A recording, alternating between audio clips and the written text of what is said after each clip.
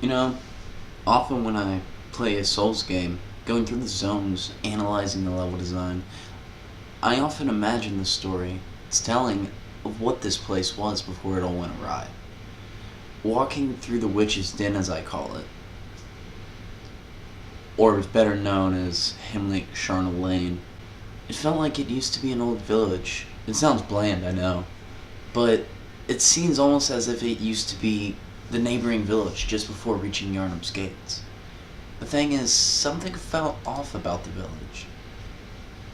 Even with the roaming beasts, a lot of the houses were burned, hardly standing. Almost as if the residents of Yarnum, once they started evolving into beasts, raided this village and burned it to a cinder, showing that the curse of Yarnum was starting to sweep the lands, or spread outward into the public eye, akin only to the Demon Soul's story of betrayal and foolish greed. Almost as if another version of Boletaria's sudden invasion of demons and its sweeping colorless fog. It's the little things, it really is. Once you defeat these witches, you come to a room with a nice item. You retrieve the item off of a corpse shining under the moonlight, piercing through a crack in the ceiling. The thing is, this lifeless poor soul is a hunter, giving you an unforgettable chill, only continuing to emphasize the circling feeling that you won't be the last hunter. As you quickly move to the forest, your friend Alfred returns, the one who has given you the most juiciest dialogue yet. He has the same two dialogue options as before, but this time has another topic. He continues to tell you about the corrupted Vilebloods, a scholar whom is unnamed, but brought back a forsaken blood, back to Canehurst Castle, betraying all of his fellow scholars back at Bergenworth. It was apparently there, at Canehurst Castle, where the first of the inhuman Vilebloods were born.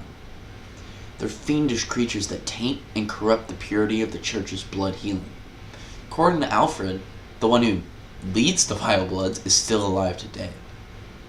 He concludes by informing you his true purpose in Yarnum, to follow his lost master, which seems to be the same master who was lost to the spider, which we learned about a lot earlier via a note, just before the Cathedral War. Alfred declares that he must find the path to Canehurst Castle and avenge his lost master.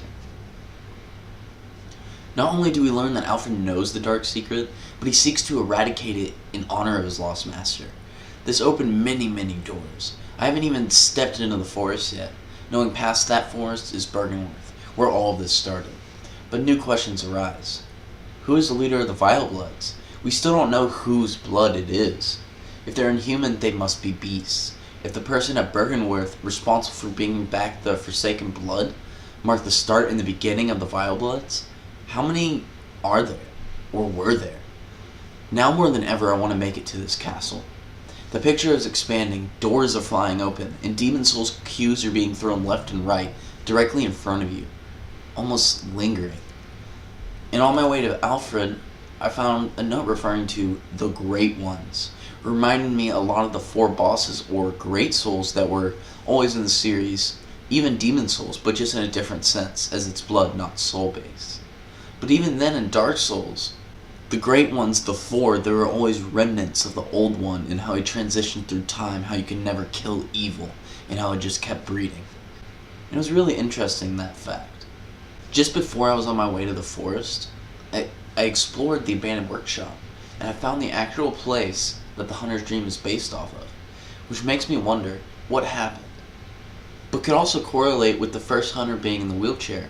I also found a hair comb. I instantly felt wormholes of flashbacks during my time with Demon Souls and a jade ornament you obtain. It's Blacksmith Thomas's dead daughter's hair comb, the last token of her existence. When you give it to the doll, she feels something and believes it is joy. It sends waves through my mind. What if the doll in another life was Stockpile Thomas's daughter? Because even then, in that moment, putting yourself in Thomas's shoes, though you'd probably be tearing up, you'd be feeling joy. A content, somber joy. Further and further, this game is becoming directly related to the Demon Souls lore and akin to its design and universe. I grabbed the lantern in the forest before grabbing the tonsil stone, which reading the description made me focus on the spider. that had stolen the lost master, revering the spider-like head, stone, as the form of a godhead, supporting increasing the intensity of this whole cult in Yarnum. I wandered to the right of Vicar Amelia's Grand Cathedral waypoint. I saw a portal. In the top left of my screen was a giant hand that had grabbed me previously in the graveyard, except it was absolutely transparent and crushed me to oblivion. At that time, I was so shocked with fear and had a chill going up my spine. This time, that hand was not translucent, like it was in the graveyard. It was solid and gray. It crushed me exactly as it did before, but a cutscene played, panning up and zooming out, revealing a giant beast. The only way I can describe this is as if it took a giant's limbs and created a spider. It spouted dialogue. "Oh, Amygdala, oh, Amygdala, have mercy on the poor bastard." I literally had chills going through my spine. Had this thing been here the entire time? Every time I wandered in this empty room, was it here, watching me? I could only think of the metaphors for a spider and how it stands for always controlling, always watching, always waiting in their web. On the term of metaphorical meaning, a spider can also stand for insanity. I was transported to an area I did not know. It resembles a college, and exploring a little, I found a room of enemies, graduates, that all looked deformed and comically in an ironic sense. Looked like President Kelly from the first X-Men movie, as Bruce stated the other day. But the more I farmed them, which honestly is the best farm spot in the game. Seriously, roughly 12,000 souls in a minute, with the moon room equipped. It made me think. Because when you see them, they're docile, definitely not aggressive, as if they're waiting for the professor.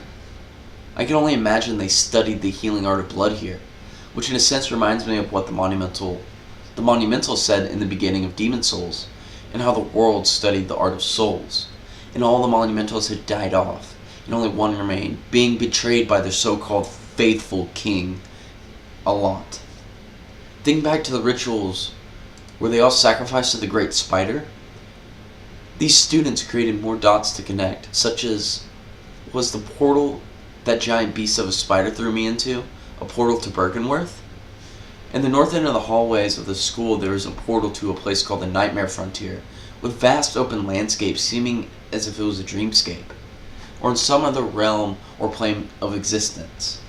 Could this be where the giant beast of a spider calls home? If so, did the ritual that take place here with the students open this portal to the Nightmare Frontier?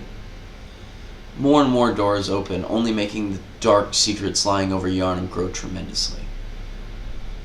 Furthermore, if the Nightmare Frontier is its home, was what I saw even real, or merely a projection of its power?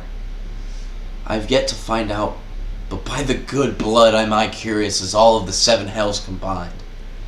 Before heading to the forest, on the west side of the hallway, lied Patches the spider. I laughed out loud to myself, but even with yet another correlating Demon Souls reference, even Patches had some alluding things to say, telling me to throw myself to the wolves, to give in and just accept the curse. Knowing Patches, I'm sure he's just trying to deceitfully reel me in and betray me, which in an ironic spin is kind of the entire message of the Souls games. That humanity is frail, and when offered a deal with the devil, we always foolishly fall. Maybe not today, maybe not tomorrow, but as long as we ignore the lingering evil that is the old one, the more generations it will corrupt, incessantly dooming humanity to repeat itself, until at the end of every era, the chosen one, the player, comes to literally vanquish and smite the evil that lurks in the shadows of daylight, waiting for its chance to strike a deal for the next poor soul that comes to power. Storming through the forest, I noticed something similar to Hemlock. The further I got, the more charred the buildings were, only supporting my analysis that the curse of the blood was spreading outward from Yarnum to the rest of the world, just like Boletaria's demons. Not only that, but statues sharing the tonsil stone's appearance, the giant beasts that I saw right by Vicar Amelia as well, were also there. They were also present. I also noticed giant tombs, which made me wonder what exactly was buried in all these forests. Was it the Vile Bloods? Was it those giants I saw in the Cathedral Ward's graveyard? Maybe in those that existed before Yarnum's inhabitants? Then I came across 3 distinct giant tombstones and discovered the shadows of Yharnam boss.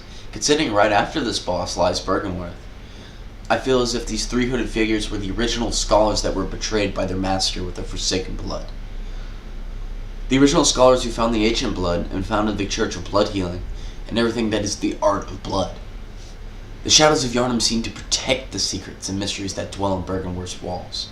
I can only imagine the seething secrets that line Byrgenwerth's halls, the heart of all things corrupted that have transpired in Yharnam.